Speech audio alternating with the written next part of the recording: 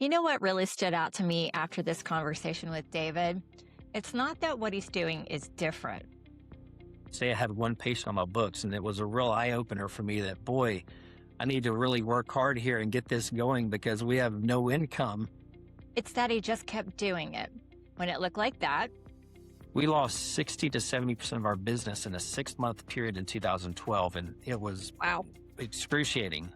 And when it looked like that, Yeah, we kind of joke that we try to work ourselves out of business. same philosophy, just applied over and over and over again. Because if you don't have good relationships and you don't love people or love one people, then it's a lot harder to grow a business. And that's what most people miss. It's not that they don't know what to do. So those relationships everywhere you are very important for sure. It's that they do it until they get busy. It's that they leave the room right when it's starting to work. It's not a knowledge problem, it's a consistency problem. If you're not already, make sure you're subscribed so you don't miss these conversations. And now, let's get into this week's episode of The Perfect 100. Welcome to The Perfect 100, the podcast for BNI members who want to maximize their membership, deepen their impact, and grow their business through intentional networking. I'm your host, Tammy Zurak, a CliftonStrengths coach, longtime BNI leader, and one of the few members worldwide to maintain a perfect Power of One score. Each week, we'll explore the habits, mindsets, and everyday strategies of BNI members who are turning their membership into momentum. Hello, and welcome back to The Perfect 100. Have you ever noticed how most business owners show up to networking early on, and then they disappear once they get busy? They grow, they scale, and then they send someone else or they leave altogether. But what if that's actually the mistake? What if the very thing that helped them grow is the thing they shouldn't step away from? Today's guest has been in BNI for 16 years. Not his company, not his team, him. At the same time, he's built a physical therapy business with multiple clinics, a growing team, and nearly 2 decades of momentum. So the question is how? How do you scale a business without stepping out of the room that helped build it? And what does he understand about consistency that most people miss? Let's get into it. Hey, David Grigsby, how are you today? And great, Tammy. Thanks so much for having me on the Perfect 100. I'm excited about being here with you today. Awesome. I am excited to have you. All right, we're going to roll right into your 45 seconds. Go ahead and tell us who you are. Hey, everybody. My name is David Grigsby. I'm a physical therapist and owner of MidSouth Orthopaedic Rehab. We're a physical therapy practice with a location in Cordova, Tennessee, Collierville, Tennessee, and soon to be East Memphis. And we can also see you through telehealth.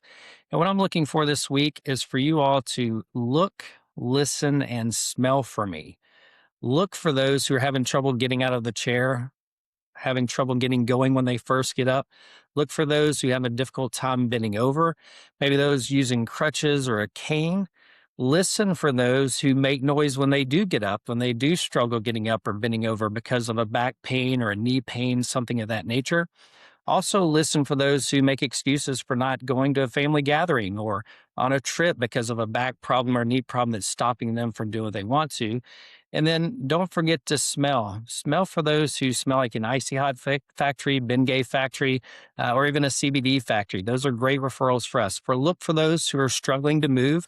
Listen for those who are hurting when they move or stop themselves from getting out. And then smell those who are covering up their pain with something topical. Those are great referrals for us. Awesome. I always love the smell one because we all know what the icy hot factory smells like. When it comes in the room, it hits you right in the face. So. Oh, yes. And nobody likes this. Everybody likes the pain relief, but nobody likes the smell. So, but I guess they're one and the same. So, They're great, all right, well, great referrals for us, though. So that's good. all right. Perfect. So before we get into business, let's and everything you've built, which is a lot, let's go back to the beginning. Tell us a little bit about growing up. Did your parents work in? Do they do similar things as you? How did you figure out helping people was the way to go for you?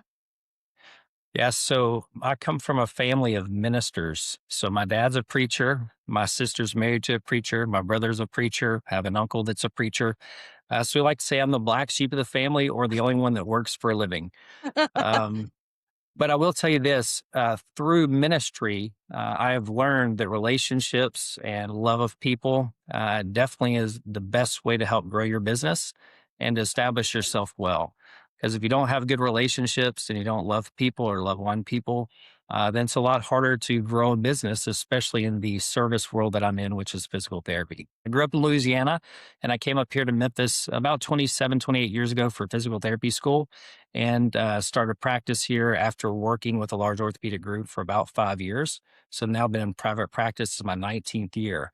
So that's kind of my story, how I got here to Memphis. And then again, just blessed with the family I have that taught me about relationships and loving people well. Awesome. Love that. And you have your own family. And I think that probably, would you say, I know you have kids that were in sports. Was that a kind of a byproduct of, okay, dad can take care of us? Or how did that all come together? Yeah, so blessed with two children, now 23 and 19, which is hard to believe, both in competitive sports, both very active. Kind of follow my wife and my lifestyle. We're both very active. We love sports and things of that nature. So uh, busy because you're traveling with them, but it's amazing with anything that your kids are involved in or that you get involved in, the relationships you develop out of those times. Traveling on the road with other parents, so you get to know very well, getting to know their kids, getting to spend time with people that you never in a million years, even through your business or through a church or something like that, you never would have been able to connect with. And it is interesting how many of those turn into business relationships out of just developing that time together and spending a lot of time on the road or weekends. It's been pretty amazing to see even the growth there, which just came organically over time just because we had common interest.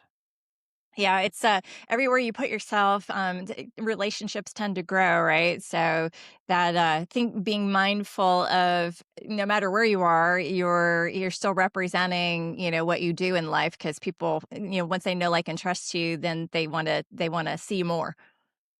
That's right. So those relationships everywhere you are very important for sure.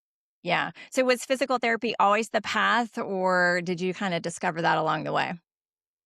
Well, I've always loved taking things apart and putting them back together again. Loved puzzles. I love working with people. I was always fascinated by the amazingness of the human body.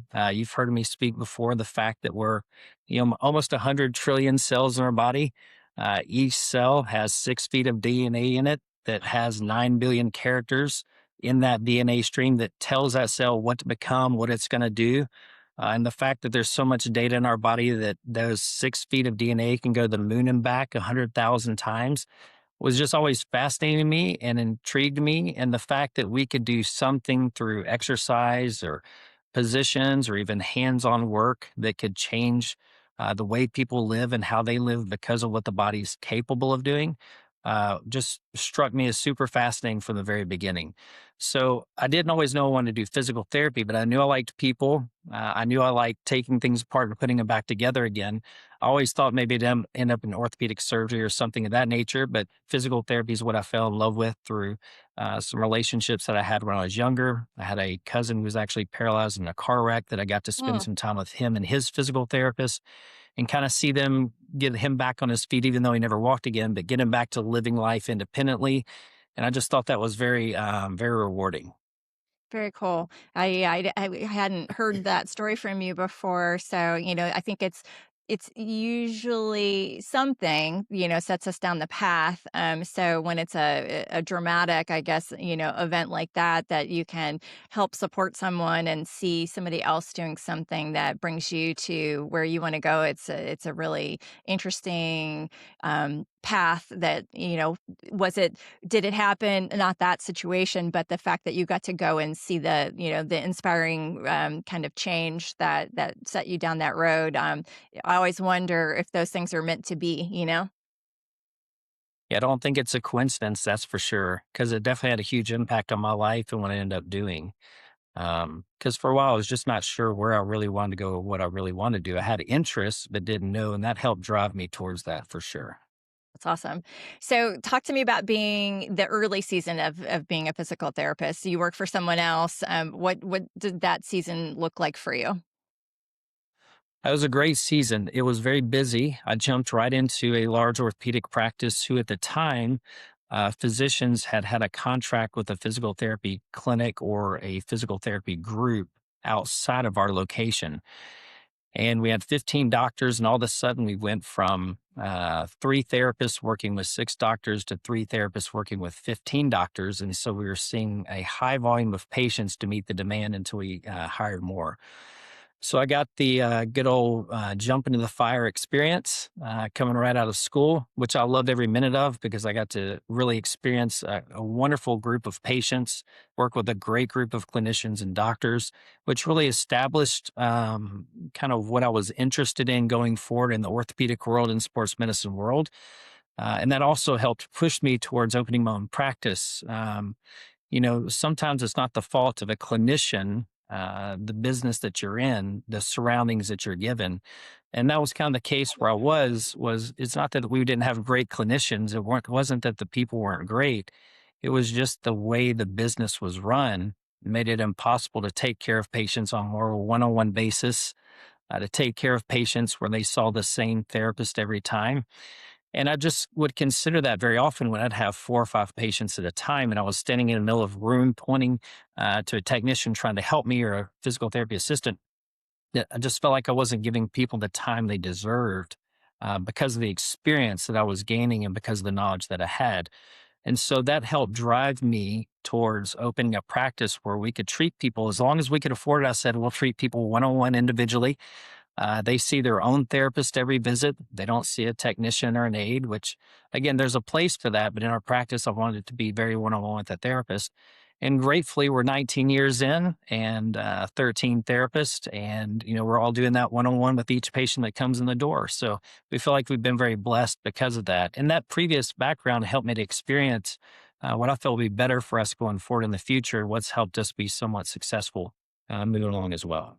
Yeah, somewhat successful. I think it's more than somewhat, but yeah, the reason I send people your way is because I've been a patient, my husband's been a patient, my stepson's been a patient, and the thing I love most about your philosophy and in reading up on you, I didn't know that this was actually, I thought it was just a you thing, but it's actually a model that you work with people with intention to understand how to fix their pain, usually if they're coming to you, right? They have something wrong, and give them the tools to move sooner away from you, which I think is kind of the anti more corporate physical therapy group kind of structure where they're trying to keep you there as long as they can get your insurance to pay.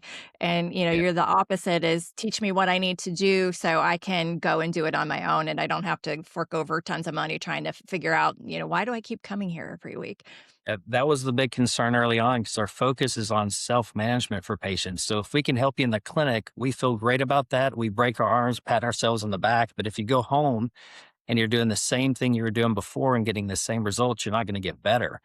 And so, yeah, there are times we can intervene and that one visit sets people off and they're fine. But most people need something to help tissue remodel or to heal and to know how to manage that, not only in the clinic, but at home. So we spend so much time on the self management side, not to neglect the fact that they may need our help or the hands-on portion, but what are they going to do at home for this when they need it? So when they do get out of the chair and they're that old person squeaking and making noise or not being able to go to a family event that weekend, what can they do instead that will allow them to go and manage that well and then feel good and know how to recover as well? So yeah, we kind of joke that we try to work ourselves out of business, Right. but through that, I think, and we were talking about with a therapist this morning that I have here, just the difference in where she used to work and here is the fact that, you almost feel like you're working yourself out of business, but people really appreciate because more and more want to know what to do for the problem, not just what can you do for me, but what do I do for it going forward? If they have that, then they tell everybody about you because they'll get the same treatment, or they come back to you for 15 other problems over the years, which Yes. is what I've found. If you treat them well and show them what to do for a neck problem, they come back and say, "Well, how's your neck doing?" Like, "Well, great, but my knee is killing me now." Right. So, even though you think you're working yourself out of business, you're getting their trust for other people. Plus, they'll come back for other issues as well. Yeah, it's an interesting theme that we've been following lately here on the podcast is it's almost doing less is getting you more. And we had I think you may know Bruce Upchurch, who's a custom home Yeah. builder, and he does something that is anti what other builders do, which is he whittles down to what you actually need. Instead of giving you everything you think you want and upping the budget, he's paring back to what you need specifically, and giving you just making it affordable for you. And that's exactly the same premise here: is you're giving people what they need, the care they need, and the ability to self manage themselves versus having to be reliant on coming to you, not getting your full attention because you're with other three or four or however many people are in the room that you have to manage. So it's a really interesting concept that, yeah, as business owners, we really want to sit and think about how do we make it so people get what they need and what they want, and that it's a long-term relationship, right?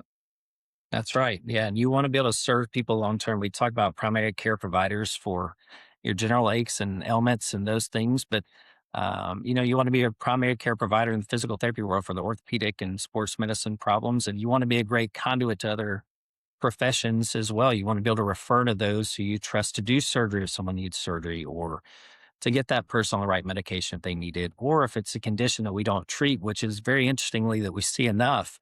Someone will come in with a rheumatological problem or a neurologic problem that needs more than what we can give them, to refer them to the right place as well. And being able to recognize that is key.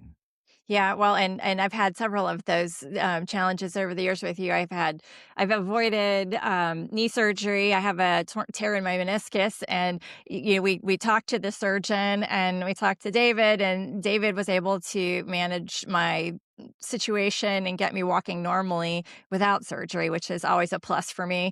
And then the rheumatologic situation, I've had that myself, and the good thing about knowing somebody, having a good relationship with somebody in your community that does things like David, is he's connected to all of the other people who he knows, likes, and trusts. And so it took me, both my primary care nurse practitioner and David, to get me in front of a rheumatologist when I had a crisis essentially years ago that opened the door otherwise wouldn't have been open. When I called, they were like, it's going to be a couple months before you can see this person. And I called my network, and my network got me in the door the next week. So, it's an important thing in your care to have all the right practitioners across all the different fronts.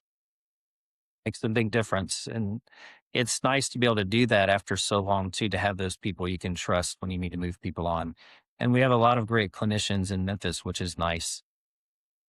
Yeah, for sure. So you work with athletes, families, and people in pain. What did you learn maybe early on that still shows up today? Well, I think that we're all human. The challenge for us all is I've worked with Olympic level athletes, professional athletes, those who do nothing but sit in front of a computer all day, those who do nothing but watch TV all day, to farmers who are working, 14 to 15 hours a day. And whether you're an Olympic athlete, or you're a couch athlete, or you're a weekend warrior or farmer, we all have issues on the musculoskeletal front. You're going to have some type of pain somewhere at some time. It's almost part of the human experience. But the goals are the same. There's something that person wants to do, whether it's sit on the couch all day and watch TV without hurting, or perform an Olympic event that this pain is stopping them from doing. They all have something that this pain is stopping them from. There's a pain point driving them to us because on their own, they're not getting better and they need a solution. So you see that across the years and across the different types of people that you see, that there's a pain point that's stopping them from achieving what they want to functionally or activity wise, or even in their leisure. Because it's amazing how many people just hurt sitting and they can't get comfortable or they can't drive. So there's always a pain point that drives them to us, and helping them understand how to address that has been the key thing and the most important thing over the years for sure. Yeah, I love that. And I know so many people sit in the pain, right? They just sit in the pain for so long because either they've been to someone else and they think it can't be solved, or they think it's too expensive and they can't get care. But I found that with you is both things are not necessarily true. Is, it doesn't have to be super expensive, and it also doesn't have to be something that, because it's not along the way you manage your clinic isn't forever, right? You're not seeing me forever. You can give me the tools to get me out of that acute pain and a more manageable life, which I love. And then giving people analogies to help them understand. I won't go into too many, but it's the lying on your arm watching Netflix. You're lying there too long, your elbow starts to ache. You think, oh, I'm going to be fine. You stay there a little longer, your hand starts to get tingling. And then you go, I probably should straighten my arm. And then you're stiff. It hurts to straighten out. So, but you inherently know what to do. You know to get out of that position, to go the other way, stretch your elbow out so the sensation comes back, or you switch sides more often. And a lot of issues are much that same way. They're not, while they may be complex, the solution is not always complex. And we hear this from people all the time. They come in, they're like, it's just those two things you showed me. They make a big difference. And I said, yeah, but it's like the elbow. If you stay like this for your back, it's going to hurt and get tingly. If you can do this to your back like you do the elbow, it makes all the difference in the world. So taking things that seem like simple solutions, but that we can't think of, applying those to their convenient and effective to people really help quite a bit. Yeah, solving that puzzle is amazing when you have the tools. So you started nearly 19 years ago with a partner and an admin or two, maybe. And what gave you that confidence to go out on your own? I think we mentioned earlier about the directing people in the middle of a room versus having the ability to work individually with them. My postgraduate training is in MDT, Mechanical Diagnosis and Therapy, which used to be known as the McKinsey Institute. And it really lends itself to you being in front of the person, listening well to their history, gathering that data from their history, putting it together in the objective testing and assessment that you're doing to spit out the best outcome. So it'd be like going to your doctor with chest pain. If you have a lot of chest pain, you don't want to go to the doctor and him say, okay, you have chest pain, here are 5 prescriptions. We're just going to give you these and cross our fingers and hope something works. He could give you a medicine for heart attack, nitroglycerin. He could give you a reflux medication. He could give you an anti-inflammatory for rib pain. He could give you something for just abdominal pain that's causing the problem. But you don't want to go in there and just get 5 things for one problem that you don't know what it is. You want them to do some diagnostic work to test and figure out what the need is, so he gives you the proper treatment for that. And pain should be no different when it comes to low back, the knee, the shoulder, the neck. So if people come into you and you just give them a bunch of stuff and cross your fingers and hope it's going to work, well, if it does, great. But if it doesn't, those people are going to give up on what you're doing, and that's going to lead to more downstream issues and cost. So if you can assess the need specifically, show them what to do for it directly, then you've got a much better chance of seeing this person get better in the long term.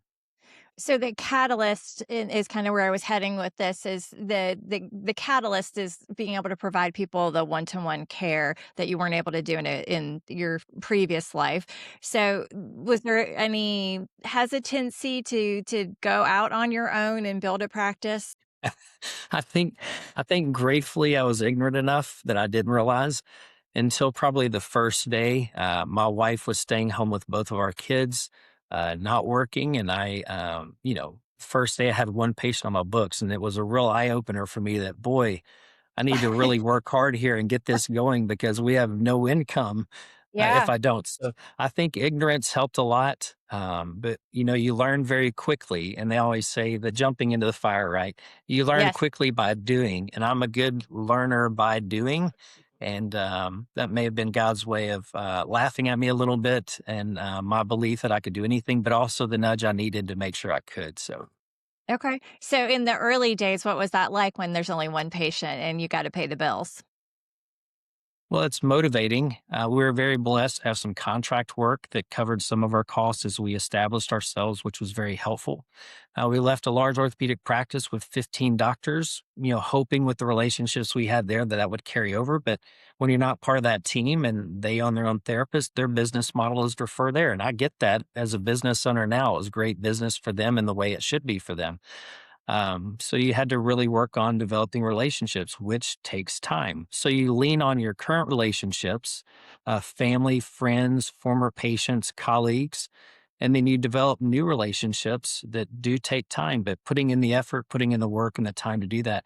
I think back on one specific doctor's office that we went to early on. There were three doctors at the time, and we had never done any business with them, but we were marketing ourselves to them. And we looked over, and one of the doctors was sleeping in the corner while we were talking to him. We thought, man, this is just never going to work out. But 19 years later, they're one of my greatest referrals, and they've grown from 3 physicians to 12 physicians. And they're one of my greatest relationships that I have in the medical community. So you just never know where those things are going to lead you, but you definitely have to get out and work hard. And that was the hard part early, is maybe not realizing or expecting that it would come a little bit easier, but having to understand that, relationships take time, develop those relationships, lean on the current ones you have, and then focus on developing good quality ones for the future. Join the Art Academy in Memphis. Master the skills needed to create stunning, realistic oil paintings. With expert instruction, you'll refine your craft. Enroll today at artacademyofmemphis.com. I love that. And I think that because we have a variety of listeners, in their BNI, mostly BNI people, but they're all different in their journey, as some of them are newer starting out. Others are like you, where they're now seasoned and they've scaled. And I think that a lot of the folks in chapters are single owners. They don't, they're kind of back where you were at that point, is trying to figure out, okay, I've got to feed my whatever, the bills or my family or both. And how do I make that happen? So obviously BNI was a part of your journey, which we'll talk about in a minute, but the grassroots, you were going out, introducing yourself, building, what is the foundation of things to come. How hard Literally was knocking that? on every door. Yeah. Not Okay. to talk over, literally knocking on every door, and, speaking at any spot we could speak to, whether it was a church or a civil group, just anything, right? At that point, you just think, I've got to do something. So, yeah, it definitely pushes you along for sure. Yeah. And so you went from that to now 2 clinics with a third on the way. I think you said 12 therapists, 21 staff, and onward, right? So what were the key inflection points in that growth? Well, there's struggles in every business. One of the struggles I had early on, we opened in 2007, 2008 during the financial crisis. So we learned a lot about people, where they want to spend their money very quickly. That was very Yes. helpful. 2012, when the ACA was introduced by Obama, uh, primary care physicians ran to the hospital, and hospitals gobbled them up to keep all of their business from the primary care doctors in the hospital system. We lost 60 to 70% of our business in a 6-month period in 2012, and it was Wow. excruciating. But in 2007, when we started our practice, the focus and the goal is on direct access. So, direct access is, you don't have to have a referral for physical therapy in the state of Tennessee. So, you don't have to depend on the physician for a referral, although it's very nice to have it and have those relationships. But BNI was very helpful for that. That's one of the reasons we got into BNI, was to help grow the direct access side of our business, which we got into in 2009, 2010. And what that helped us with is developing relationships with people outside the medical community, and getting our foot in the door to places that will allow us to get to the patient early, in the early part of care, instead of downstream after they had gone through the primary care, the orthopedic, the multiple injections, the pain medicine. So it allows us to get to people early to establish care and help them with the tools that we've given them. So BNI was very influential on that for us early on, because of those changes that were coming. We had no idea, but because we had focused on the direct access component within BNI to get people more directly to us, when we lost that 60, 70% of the business, we still had enough business to carry us through that and help us. So a lot of inflection points. And then, all of us have stories of business partnerships and things of that nature. So went through a partnership divorce, which was brutal at the time and took years to complete. But once that was done, it gave us the opportunity to grow and scale, because we didn't have those things that were slowing us down or weighing us down or restricting us. And the demand was there. We just needed the right people. And we were very blessed with that. So lots of inflection points of the years that helped us grow, and again, helped us set up where we are currently today. Without those different things, I wouldn't be able to run a practice the way I am practicing it. I wouldn't have the partnerships I have now, and have the contracts established the way we do with having been through those processes. So a lot to glean from and learn from over the last 19 years for sure. Yeah, I love that. And you've stayed in and you've even brought other of your people into BNI. So how do you decide when to bring people in or when to keep it for yourself? It's a good question. For me personally, it's so helpful for me because I'm with patients, not every day, but oftentimes 7:30 in the morning to 5:30 at night, depending on the demand and how many clinicians we have. So if anybody's a PT out there watching this, by the way, we're looking for new PTs. We'd love to have you. But um, bringing for me personally, staying in BNI has been very valuable because it continues to connect me to business leaders, people who think outside the box, especially when it comes to medical practice, those that are outside of medicine in the business world that have just information and experiences that I've learned a ton from that have helped me to grow and establish new things as we're moving forward. So for me, it's still invigorating and encouraging to meet new people. And because I'm with patients all day, to give me resources outside of the practice in the business world that have developed so many good relationships for me. So choosing to have clinicians in the chapter is probably the toughest part because not everybody's cut out to do networking. And not everybody needs to do networking within your practice to the extent of BNI, but they need to be involved in some way. So I do have some that are very goal oriented moving forward who want to own their own practice in the future or who would like to lead a clinic as we continue to grow. And those are the ones that I tend to get involved in BNI so they can grow their own business, so to speak, their own patient load through that direct access model that we mentioned earlier. Okay, I like that. And you also, just because I've been in your chapter before, you have a unique process where you have is it called interns? Yeah, where they come through. They're still in school, so they're working a rotation with you, and you always bring them to BNI with you so they can see that. So tell me about that. What made you decide to do that? Yeah, one of the draws of our practice, and we only take last year physical therapy students in their fourth and fifth. Their fourth and fifth is their last clinical internships.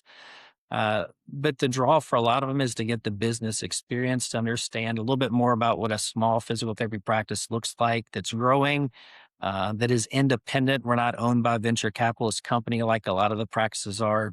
We're truly self-owned and independent. And so they want to get a full vibe and feel for that. So BNI is a great way for them to experience the networking side. And you would hope that some of those students would stay on and work with you as a physical therapist, and some have. And a couple of those, because of that, have ended up being in BNI for me because they love the experience, they love the relationships, and they love the growth. So you want them to see kind of the background of what's going on. Not everything, obviously, but you want them to get some feel of the background. And BNI is a great way for them to learn the business side of it, networking side of it, hone their own 30 seconds moving forward and help them with their communication skills. It's been very helpful. And they all mention at the end of the last 2 months that they're there, how much they appreciate that experience along with some of the others that we give them. Well, and I think maybe again we've hit on something unique and interesting is that because you're in a medical type situation, it makes sense. There are interns, they come in, they work with you, they move on, whatever, or they stay in your business. But other businesses don't really have interns, really. That's and you said you're a small practice by comparison to others. I mean, I think you obviously at this point you're bigger, but you've been smaller. But you've now for lack of a better word, groomed some people to come into your business and then build into BNI as well. And I wonder if you haven't hit on another interesting point that you don't have to be in the medical field to have to grow those support systems, because if you're going to scale your business, you need people, and you need people to understand how you operate and how you grow. And then they're adopting those same practices for you in your business through them, right? Well, I think we all have systems, right? Systems to run our practice, systems for the financial side. I consider BNI to be a system that I use on the marketing side and the networking side. So if they have to learn the electronic medical records system for our business, if they have to learn the home exercise program system, or a business, then I want them to learn the BNI system for networking and marketing to establish relationships, especially if they're not from here and they're going to stay here. It's a great way to connect quickly. And again, you know this because you've been in it for a long time. Everybody watching this that's involved in BNI knows this as well. It's never the referral you get directly from one of the members of the chapter. It's the member who says, "Hey," for instance, I had a commercial insurance member when I first joined. He said, "Hey, I've got a great friend of mine that's a personal trainer. I think you guys would connect great." Well, he took us to lunch, commercial insurance guy and a physical therapist having lunch with a personal trainer, which has turned into multiple tens of thousands of dollars referral for me over the last few years and saved for me to him because of our relationship that we've developed together. So you just never know where those are going to come from, but you hear Right. those stories all the time of, hey, it wasn't somebody within my own power team. It was somebody completely out of the power team that heard what we were saying and what we needed, connected us, and that's turned into a 15-plus year relationship. And, venture to guess maybe a $100,000 referral over the years because of all the business that he sent my way and vice versa. So you're always looking for those experiences and helping others see that as well. And the students really enjoy that. Yeah, and I think it's really cool that it's not health teams seem to be a little more challenging in BNI for a lot of reasons, which is one of the reasons I was excited to talk to you is because you are in a health profession that's very busy, but yet you're still here. You're the one, it's your business, which is what the opener was about, right? Is despite what a lot of people do is come in as the owner, get busy, and then they either move on because they can't handle the flow anymore of what all has been sent to them, or they put somebody else in who isn't necessarily the best representation of them, but it's at least still there, but they end up leaving too because they're not the owner, right? So your consistency is one of the things I really wanted to dive into a little bit.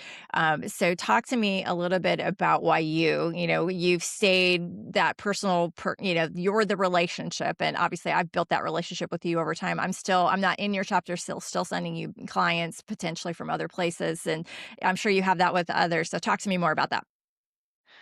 I don't know if there's a magic answer to that question as far as why I've stayed, except for I continue to see the value that BNI and the members bring, not only to me, but the relationships I have.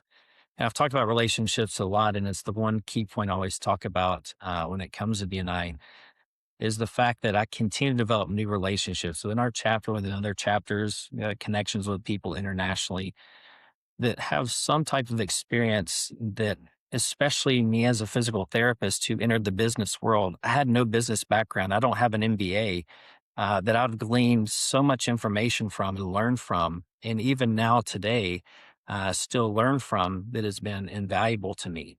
So I don't feel like I owe it to BNI to stay in it, but I still see the value from what I gain from the members that are there, the relationships I have to refer to, and then I can't tell you how many times, I know you've seen this as well, where I don't have somebody and I need somebody in a certain profession, and you send it out to the 41, 42 members of your chapter and you get 17 suggestions very quickly. And it makes it a lot easier on you than going onto Facebook or um, some of the other apps that are out there to help you try to gain referrals or people to do business for you if you need that business.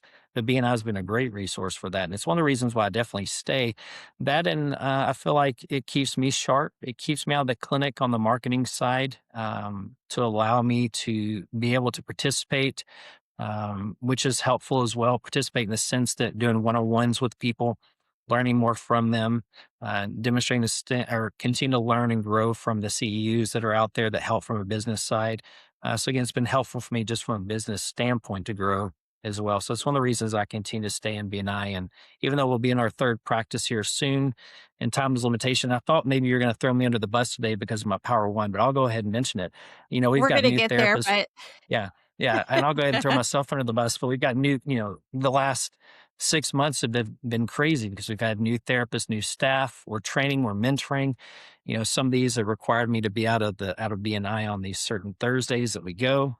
It's required my time away from one-on-ones to establish these times with these clinicians to help them understand and grow and learn, and to help other clinicians step into that role.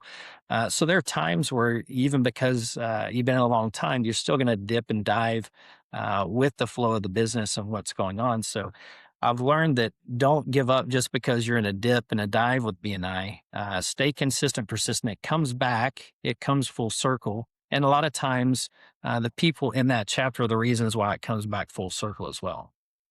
Well, and do you feel like it's the people, obviously it's the relationships that, everything you just said was can boil down to it's the relationships that I keep and build over time. Do you feel like that has evolved for you where, early on it was maybe different than it is today? What does that look like? I think so. And it's interesting. Some of the relationships you thought you might grow in, you don't. And that's very interesting to me but I think that's anything in life. Like some old friendships that you had that you thought you'd be best friends forever, but you grow separate ways. The same thing happens in BNI. But yes, there's still some tried and true people that I can go to if I have a problem, or they come to me if they have a problem and we problem solve it together and we can sit down and talk through it. And that's still very, very valuable for sure. And again, kind of a consistent theme across all the podcasts is having a network of people for a variety of reasons is kind of the key, right? Is it's not just, yes, we're all here for referrals, but it's more than that. It's, we have those some business relationships, some personal relationships, but at the end of the day, who else is closer to you that wants to support your business on an ongoing basis than the people you see in that room every week, right? Yeah, 100%. I mean, it's why it's called giver's gain, or the motto is giver's gain, right? Because the more you give, the more you gain. And it's so true. And I think it's the same thing in relationships, which we mentioned so much. And you've had other people talk about on your podcast in the past, is the relationships are critical. But if you go into it just wanting for yourself, there's not really relationship there, right? But if you're willing to give and you're listening to what their needs are and you're helping meet those needs, it's wild how quickly people want to do the same thing for you. It definitely is a binder, it's like when you're going to look out for those that look out for you because it matters. It feels you feel the care and you want to return the same to them, right? So, all right. So you mentioned throwing you under the bus. Let's I wasn't going to put it that way, but let's go through it so people can see and hear. So on the screen, I've got David's Power of One and Palms report. So from the left, you have a total score of 45 in the red. Attendance is 10 points in the red, 15 points for referrals per week in the yellow. Visitors per week is a 0 in the gray, one-to-ones per week, 5 in the gray, and CEUs 15 in the yellow. And then for your Palms report, so absent, present, which is not on there now, but at the bottom, present 19, so 19 weeks. Absent 2, referrals given. I think you had, looks like there were a couple subs in there, I believe as well. Yeah, 2 subs. Yep, two Um, subs. Yes. yep. Referrals given inside 2, referrals given outside 24, referrals received inside 3, referrals received outside 21, visitors 0, one-to-ones 10. Thank you for closed business given 59,000, if I can see, 622 and 20 CEUs. So you've kind of alluded to that, and obviously with the new clinic opening, this is life, right? Is I look back a couple months ago, you were in the yellow, which is where ideally we want you to be, but. I was thinking about this slide and you and how long you've been in BNI, and it is a journey, right? So when I think about members, and this is, the perfect 100, so we have to talk a little bit about it. When I think about Yeah, members, that's right. ideally we want them in the green, or we definitely want them in the yellow. But when you look at somebody who's been in for how long? How many years did we say you've been in BNI? 16 years. Yeah. 16. Yeah. So long enough to understand the value and us the value of you. And that is the difference, right? Is when everybody has life and this is in a good way. I think it's not just, we often hear about bad things happening to people. This is actually something good happening to Sure. someone, Yeah. namely you. So we want to support you in the. Do we want you to be read? No, of course not, because you're not. You said you. It's a system, right? So it's a system that we want everybody to utilize to its fullest extent. But we also understand that as you're scaling, that requires time to do that. So sometimes these little things are going to happen. It's the longevity when we look at, okay, does this person always, are they always in the red? No.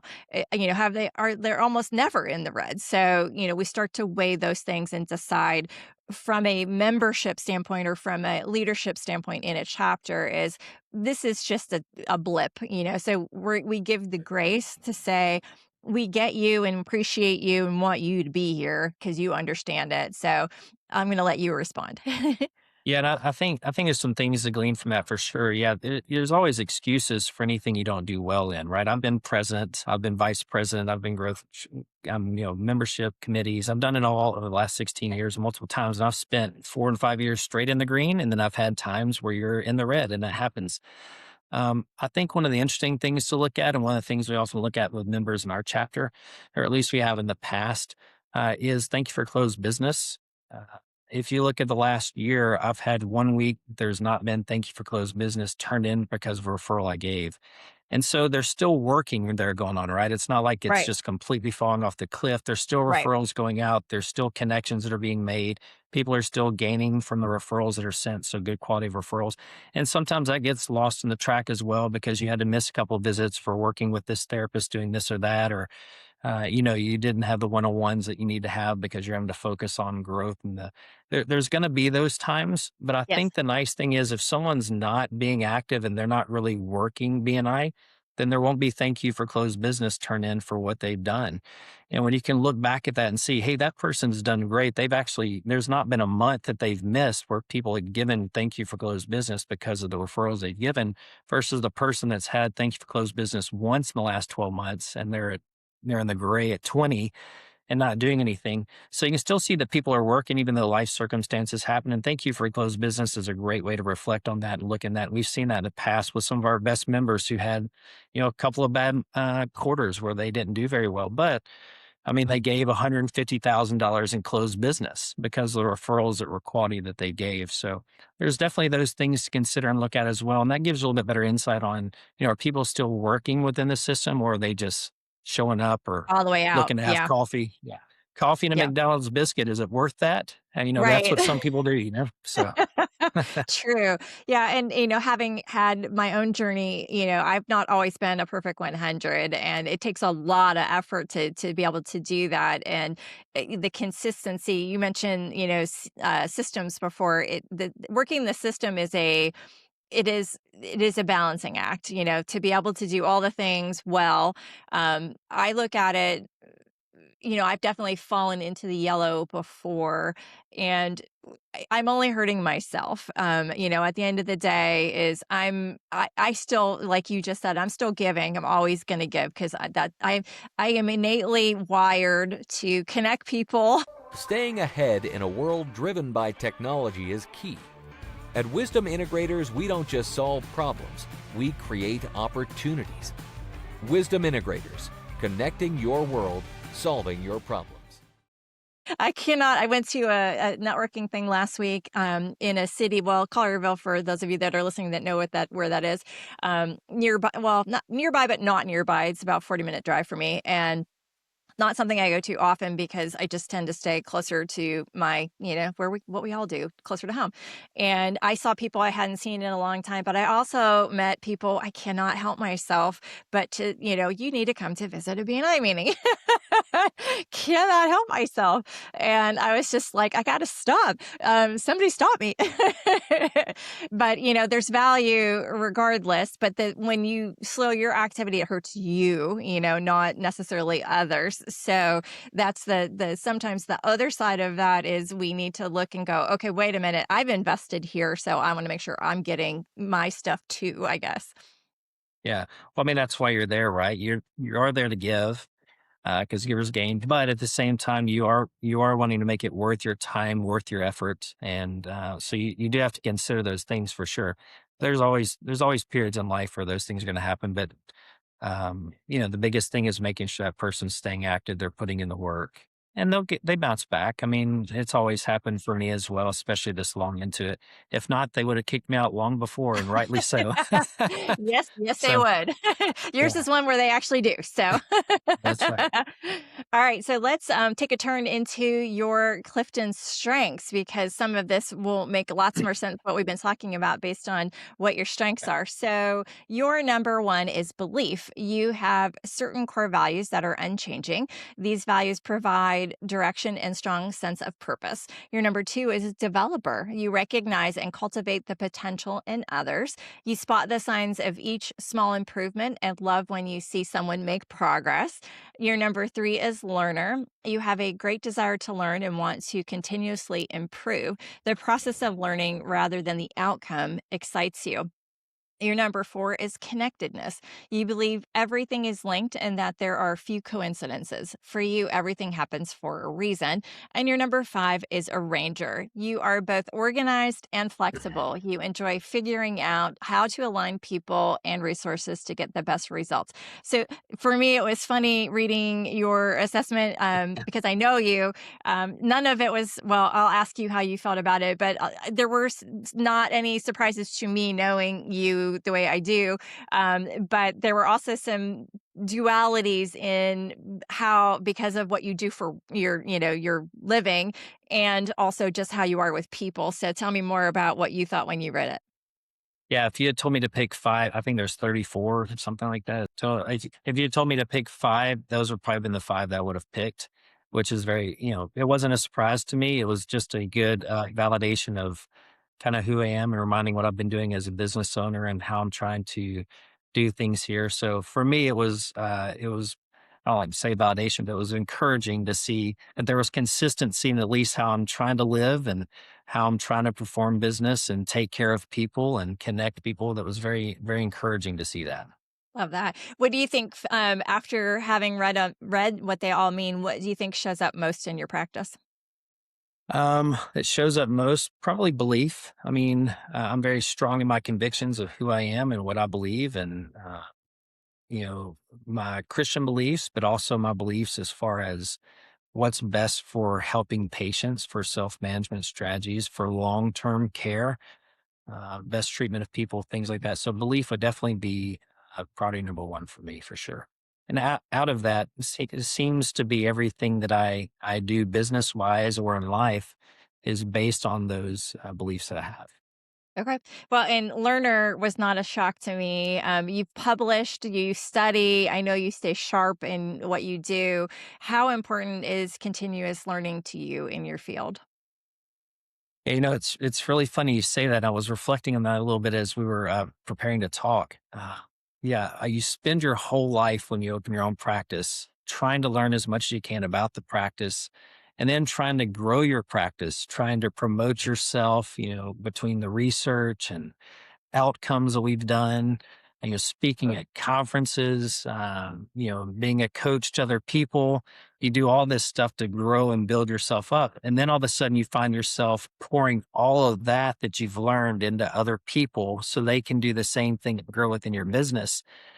But through that, even you learn because you make mistakes because not everybody is me. And people are going to learn differently and they're going to grow differently. So, what I do for this person that was great for me to help me learn and grow is totally different for this person over here.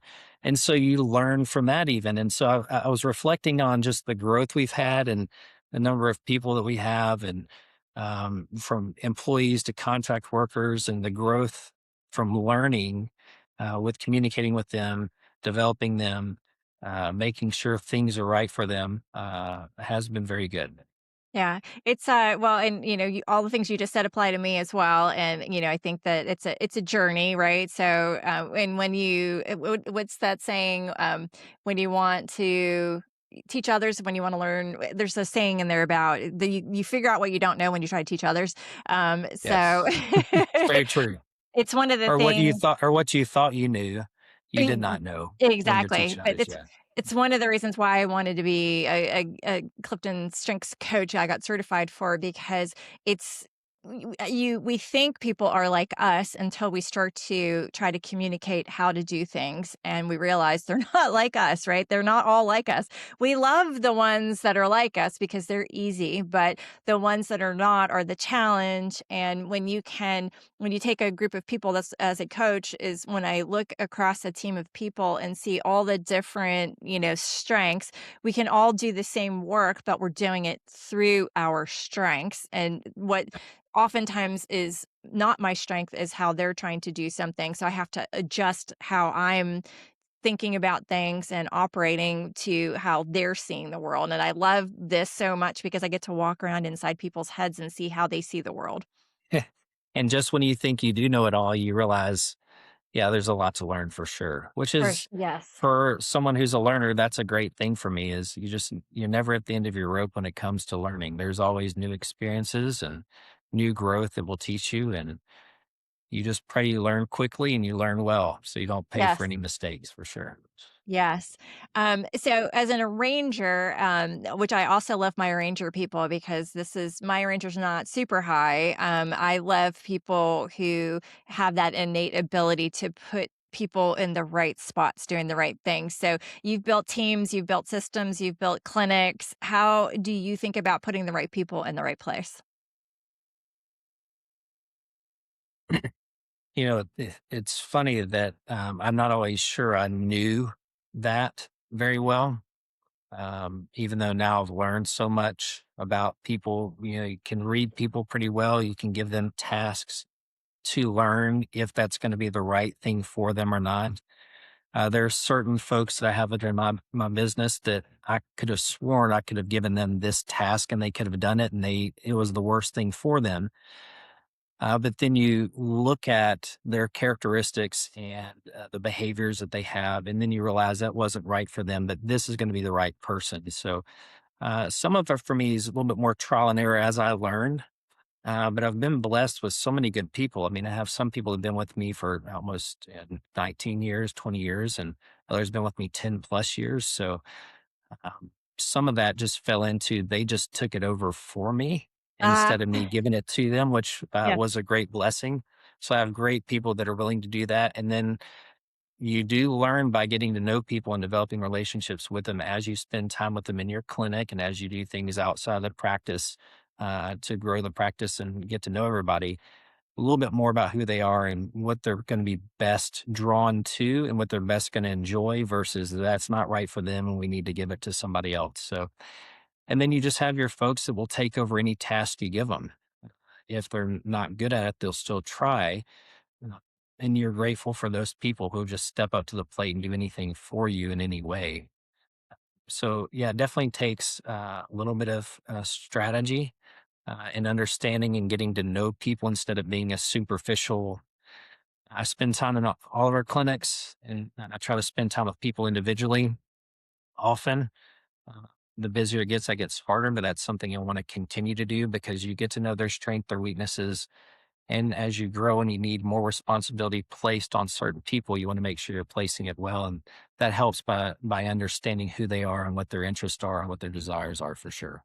Yeah, and that's an innate thing for you to kind of pick up on. Not everybody has that. So that's why I love my arrangers is I can't always see who should be doing what, but that's what this gives me that roadmap that, we use this in my chapter I had so many people that had taken it with me that I was able to kind of pull together, okay, the chapter needs to function with all these different roles. Who makes the most sense for these roles that would enjoy it? So it kind of gave us just some insight into being able to, because we switch it up every year to, okay, now we've got a whole new set of people who makes the most sense is going to make they'll be successful and then we'll be successful. So, but my arrangers just know that off the top of their head. Right. And again, it's for the betterment of everybody, right? So Yes. you're putting it in a position that's going to be best for them and for the practice or for your business. And Yes. I think Or that's your the goal is chapter. helping them. Yeah, and helping them understand this is obviously something you desire and you want to do well, but it's also going to help us within the practice, and that helps them take over that task or demand very well. Yeah. So you're working with people in pain. Sometimes they're scared. Sometimes they're frustrated. What are the feelings that they don't always say out loud? That's a really good question. The things you reflect on from some people that they may not say out loud, there is the fear often. Our our mindset in medicine is to tell people everything that we see wrong with them, right? And so when you sit in front of a person and you can find 17 things that aren't normal compared to, let's say, a 20-year-old military kid, which we use as the gold standard for imaging and pretty much everything else because the military does so much research on them, that can be scary, right? So Mhm. it does scare them to death that you're throwing 17 different things at them that could be wrong. So minimizing that to help them understand what's normal as you live life and age and what's not normal is very important. I think a lot of people, especially in the physical therapy world, it's very interesting. They want to please us so bad, oftentimes, that they won't always be honest in how they're feeling. It's very interesting. So when we communicate with every patient and every therapist, I make sure they do this with every patient. Because of that, we let them know your whole job is to fuss, complain, kick, scream. You've got to do whatever you can do to get my attention because the only way we can help you is your feedback.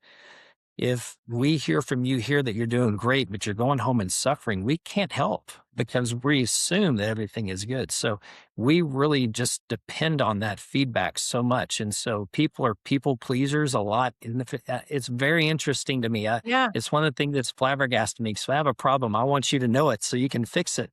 But people right. are like, no, I'm really okay. And then they've got a tear running down their cheek. And you're like, I don't think you're okay. Let's work this out. So that's one of the things that's probably been most surprising to me is how much people want to please us by trying to do well to make us feel better. And we're like, no, no, no, don't make us feel good. We want you to feel good. You have to Yeah. communicate that, articulate that, and just know that this is a microcosm of your life in the clinic. You live with it the rest of the time.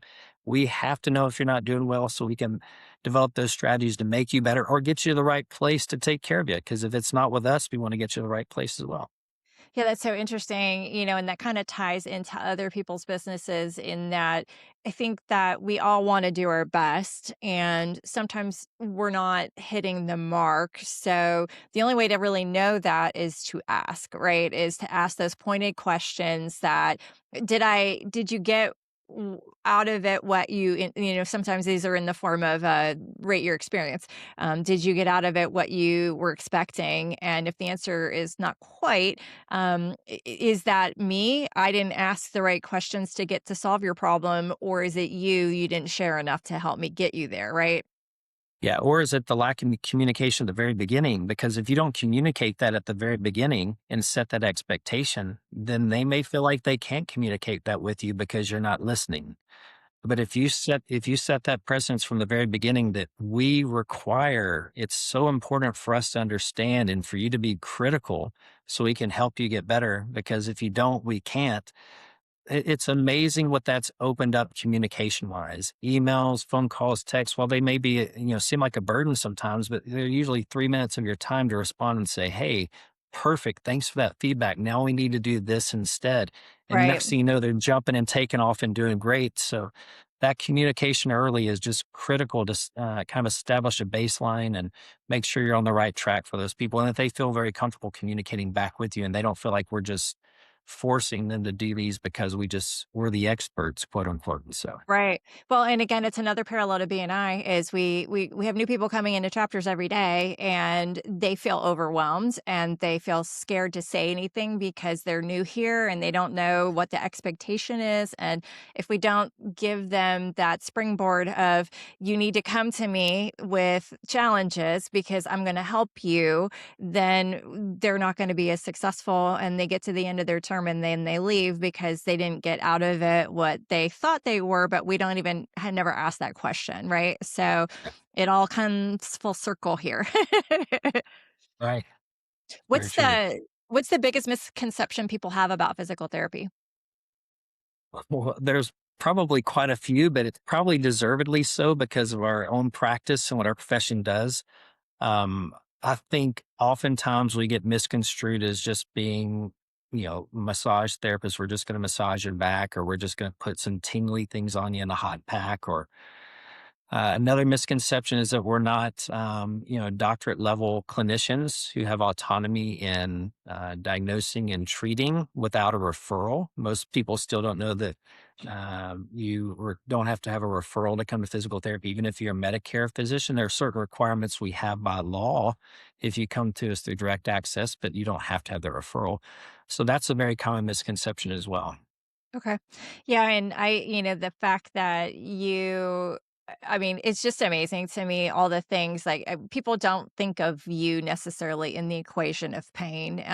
They go to the chiropractor, they go to the massage therapist, they look it up on the internet. Let's see, I'm sure the AI now is probably infused into that. Is how do I fix this thing when they literally could come spend that person's not looking at you and or not educated in the right way to solve something that I can walk into your office and within 30 minutes or less, you walk me through the things that you need to know to understand what it is. And suddenly I leave feeling better than I walked in the door. So Yeah, there's a wonderful example of that online the other day that I saw that a physical therapist.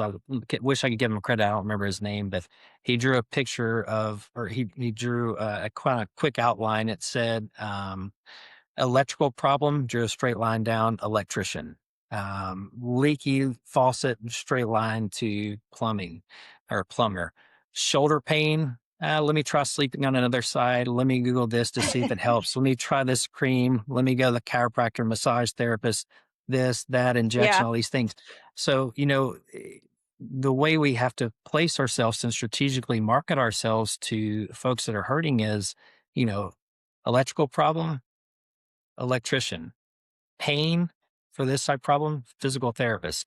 Instead of it being the bam, bam, bam, bam, bam, trying all these 42 things, let's get you in early. Let's assess the need. Listen, we're not afraid to refer you to an orthopedist. We have great orthopedic friends. If it's something beyond our scope, we're going to send it to you. But 90% of the patients to go see them, they're going to send you right back.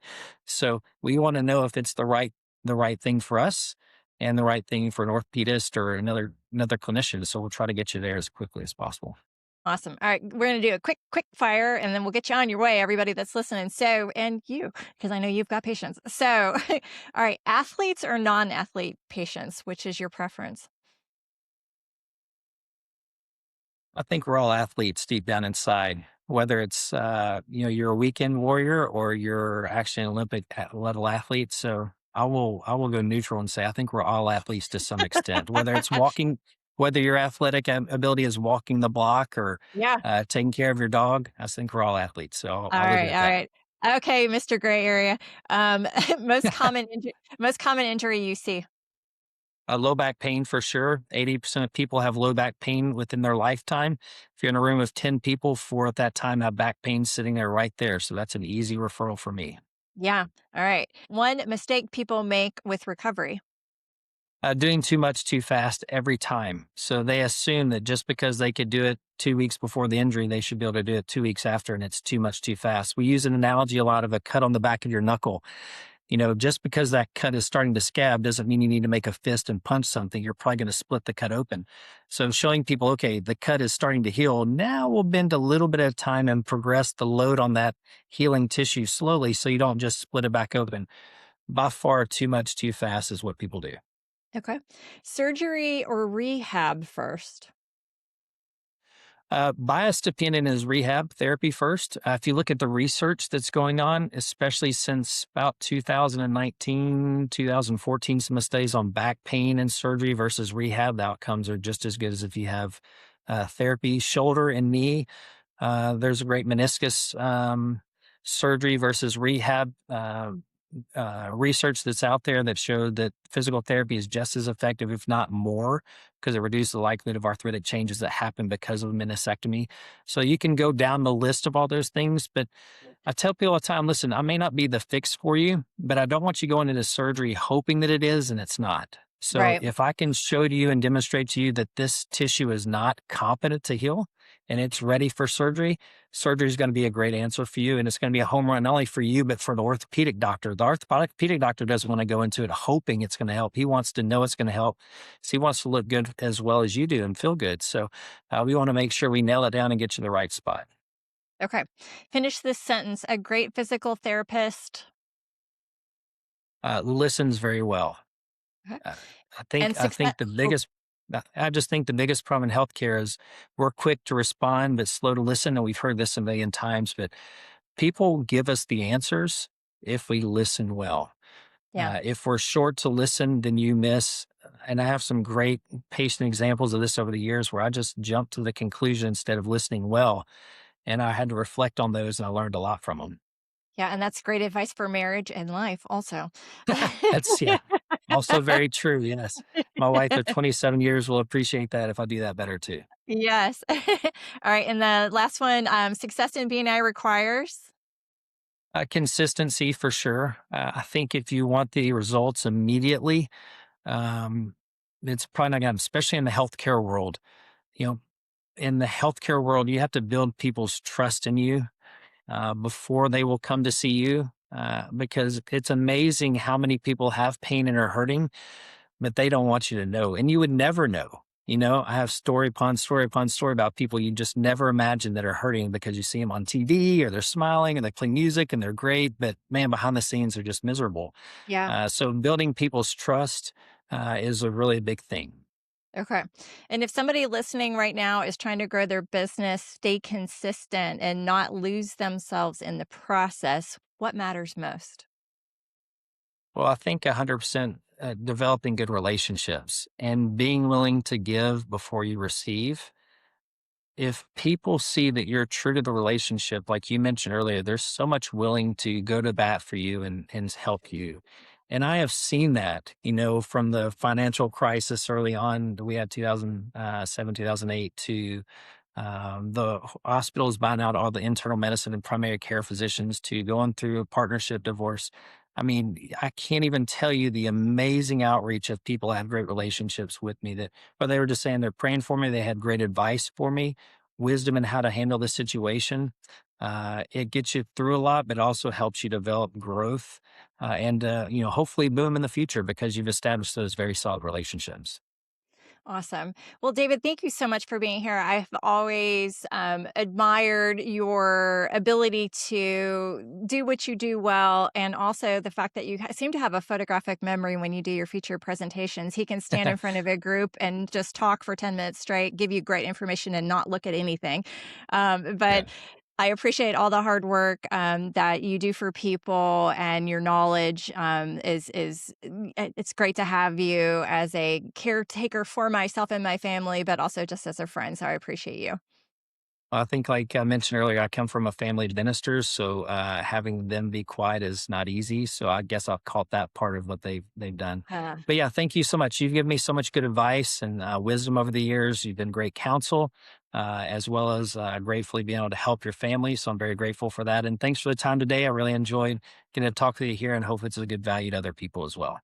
Awesome. Thanks so much. And to everybody listening, if this gave you something you can apply this week, make sure you subscribe, share it with somebody in your chapter, and send it to somebody who is serious about growing their business. Don't forget to give yourself a CEU credit. And, we're not going to grow by accident. And if you have an accident, you can go see David. But if you're being intentional about growing, this is a great place to do that. You're going to hear lots of good information here on the podcast. So we will see you next time on The Perfect 100. Thanks for listening to The Perfect 100. If today's episode sparked a new idea or inspired you to show up differently in your chapter, share it with your team. And be sure to subscribe so you never miss a conversation. And if you're curious about your own CliftonStrengths and how to bring out the best in yourself or your chapter or your business, head to TammyZurak.com to learn more about building your superpowers into everything you do. Keep showing up, keep connecting, and keep building your perfect 100.